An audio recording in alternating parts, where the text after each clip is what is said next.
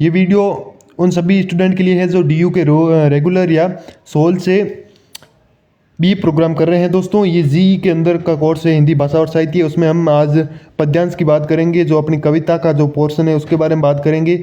उनमें हम सबसे पहले कवि जो भूषण हैं उनके बारे में, उनके साहित्यिक परिचय के बारे में और उनके द्वारा लिखे गए पद्यांशों की सप्रसंग व्याख्या करेंगे।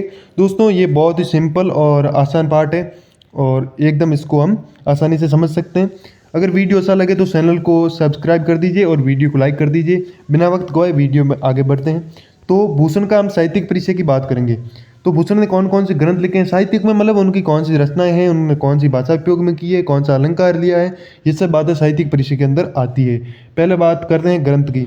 तो विद्वानों ने उनके ग्रंथ माने हैं, एक शिवराज भूषण, शिवा बावनी, सत्रसाल दशक, भूषण उल्लास, भूषण हजारा और दुष्नो लासा, ये इनके प्रमुख ग्रंथ माने गए हैं। परंतु इनमें जो शिवराज भूषण है 17 दशक है और शिवा बावनी ही उपलब्ध है और यही सबसे ज़्यादा फेमस है, प्रसिद्ध है।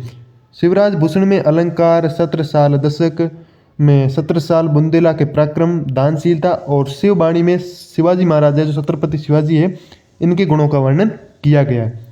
शिवराज भूषण एक विशालकाय ग्रंथ है जिसमें 385 पद है और शिवा बावनी में जो 52 कविताओं में शिवाजी के शौर्य, पराक्रम आदि का ओजपूर्ण वर्णन किया गया है।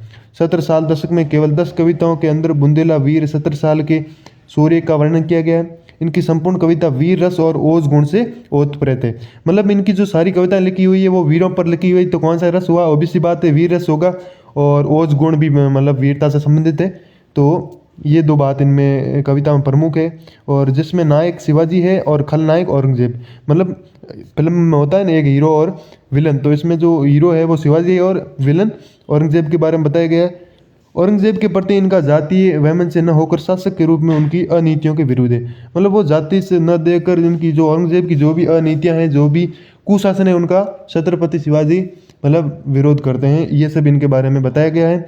इनकी भाषा की शैली की बात करते हैं तो भूषण ने मुक्तक शैली में काव्य की रचना की है। इन्होंने अलंकारों का सुंदर प्रयोग किया है।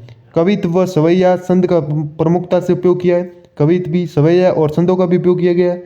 और वस्तुत भूषण है वो बहुमुखी प्रतिभा के धनी थे, वे कवि और आचार्य भी थे, मतलब ये बहुमुखी प्रतिभा के धनी थे। इन्होंने बहुत सारी वीर रस की कविताएं जैसे शिवाजी हो गया और उसके अलावा शिवा बावनी, इन सब की बहुत सारी अच्छी रचनाएं की है, इसीलिए ये बहुमुखी प्रतिभा के धनी थे और कवि और आचार्य भी थे। इनकी भाषा के बारे में बात करते हैं। भाषा, भूषण ने अपने काव्य की रचना ब्रज भाषा में की है और वे सर्वप्रथम कवि है जिन्होंने ब्रज भाषा का वीर रस की कविता के लिए अपनाया। दोस्तों जो ब्रज भाषा है इसका उपयोग जो तुलसीदास है उन्होंने रामचरितमानस में और सूरदास ने कृष्ण के बारे में जो भी मतलब भक्ति काल की जो रचनाएं थी उनमें ब्रज भाषा का उपयोग किया था। पर इन्होंने क्या किया है, मतलब जो वीर रस की कविताएं हैं उनमें भी ब्रज भाषा अपनाई है, ये इनका सबसे प्लस पॉइंट है और मेन हाईलाइट की जाने वाली बात है। वीर रस के अनुकूल उनकी ब्रज भाषा में सर्वतर ही आज के दर्शन होते हैं। नक्की शैली को वीर शैली की ओजपूर्ण शैली माना जाता है और भूषण की जो संत योजना रस के अनुकूल है, तो उन्होंने दोहा, कवित्व, सवैया सबका प्रयोग किया गया है। ये तो होगी इनकी भाषा के बारे में बात। अब इनमें साहित्य में क्या स्थान है उनका, ये भी जान लेते हैं। भूषण का हिंदी साहित्य में एक विशिष्ट स्थान है। वे वीर रस के अद्वितीय कवि थे। रीतिकालीन कवियों में वे पहले कवि थे जिन्होंने हास विलास की अपेक्षा राष्ट्रीय भावना को प्रमुखता दी है। इन्होंने दोस्तों राष्ट्रीय भावना को जागृत किया था और उन्होंने अपने काव्य द्वारा तत्कालीन असहाय हिंदू समाज की वीरता को पाठ पढ़ाया और धर्म की रक्षा के लिए एक आदर्श प्रस्तुत किया।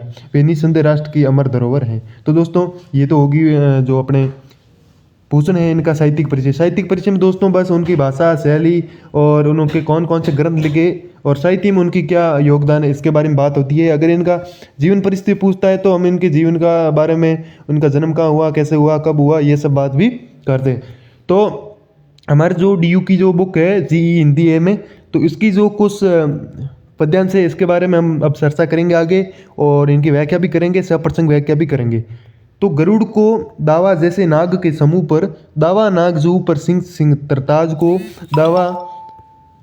दावा पुरहुत को प्राण के कुल पर, दावा सभी पश्चिम के गोल पर बाज को, भूषण अखंड नवखंड मई मंडल में तम पर दावा रवि किरण समाज को, पूर्व पंचा देश दक्षिण से उत्तर लो, जहाँ पात सहित दावा शिवराज को। दोस्तों कहते हैं कि अपन जो हिंदी जो पद्यांश है इनके अगर कठिन शब्द को एक बार पढ़ लें, याद कर लें, समझ ले तो इनकी व्याख्या करनी बहुत ही आसान हो जाती है। दोस्तों अपन को व्याख्या बिल्कुल भी रटनी नहीं है, अगर रटोगे तो कितनी रटोगे। बुक में बहुत सारी व्याख्या दी हुई है, वो आप सब तो रट नहीं सकते, और एग्जाम में ये भी कंफर्म नहीं है कि कौन से आएगी। तो मैं बताता हूँ आपको एक सही और सटीक तरीका। आपको बस क्या करना, जो भी कठिन शब्द है, जैसे ये नागजू हो गया, पुरहुत हो गया, इनका क्या है अर्थ जान लेना। बाकी आपको पता ही है ग्रूड क्या होता है, नाग क्या होता है, समूह क्या होता है। तो दोस्तों व्याख्या हमेशा ऐसे ही की जाती है, ये व्याख्या करने का सही मतलब सरल तरीका है। तो सबसे पहले ये जो देख सकते हैं हम शिवाजी महाराज है, और इस पर जो भी कठिन शब्द है मैंने एक तरफ लिख दिए। तो इन कठिन शब्दों को आप लिख सकते हैं, याद कर सकते हैं, समझ सकते हैं, जो भी कर सकते हैं। इससे क्या होगा, व्याख्या आसान हो जाएगी। दोस्तों अगर आप इस PDF के या इस सेशन के नोट्स चाहिए तो कमेंट बुक से मतलब इसको डाउनलोड कर सकते हैं। तो गरुड़ मतलब भगवान विष्णु का वाहन होता है, और नाग सर्प होता है, मतलब सांप होता है। नागजू हाथियों का समूह होता है। सरताज मतलब सबसे अधिक शक्तिशाली। पुरहुत मतलब इंद्र, और कुल यानी समूह या वंश, और पंछी यानी पक्षियों के, गोल यानी समूह, बाज यानी एक शिकारी पक्षी होता है, अखंड यानी संपूर्ण, नवखंड यानी नौ खंडों वाली, और मई मंडल पृथ्वी को बताया, तम यानी अंधकार, रवि किरण समाज यानी सूर्यों की किरणों का समूह, पत्सा यानी पश्चिम दिशा, पातशाही यानी बादशाह, औरंगजेब का शासन, शिवराज यानी शिवाजी महाराज। तो ये सब कठिन वर्ड थे, इनके बारे में हमने जान लिया। अब मैं आपको बताता हूँ कैसे व्याख्या करनी है। जिस प्रकार मैं व्याख्या कर रहा हूँ उसी प्रकार आप करोगे तो आपको कोई भी प्रॉब्लम नहीं होगी, और कोई भी मतलब एक्स्ट्रा एफर्ट लगाने की कोई जरूरत नहीं पड़ेगी। गरुड़ को दावा जैसे नाग के समूह पर। गरुड़ का दावा है किसके समूह पर, नाग के समूह पर। और दावा नागजू पर सिंह सिरताज को।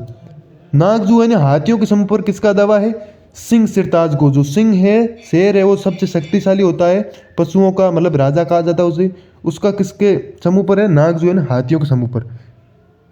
दावा यानी आधिपत्य है, शासन है। दावा पुरहुत को पहाड़न के सकोल पर।